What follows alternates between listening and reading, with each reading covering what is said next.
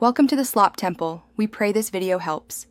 You start by opening Zoom and signing in with the host account. This grants screen sharing control. Once done, launch or join the scheduled meeting and verify audio so you can direct participants. Make sure the document you plan to share is open and on top. That prevents accidental window switches. If it's a large file, give it a quick load to avoid delays. Keep chat enabled to receive questions while you present and prepare any annotations you might use.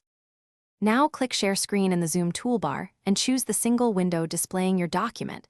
This prevents exposing other apps. If you're using PowerPoint, select Slideshow window or the app depending on your mode. For PDFs or browser-based docs, pick that application window. You avoid notifications and unrelated tabs. Make sure to toggle Share Computer sound only when needed and click Optimize for video clip if you'll play multimedia. Once sharing, the green border confirms viewers see your document.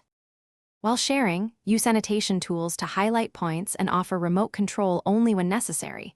That lets collaborators edit in real time. If you need a recording, start record before presenting so the document walkthrough is saved. When finished, click Stop Share to return to the meeting view and close the document. If someone reports they can't see your document, suggest they switch to speaker view, disable dual monitors, or refresh their client. Reconnecting often resolves. Thanks for watching. Consider subscribing if we helped you.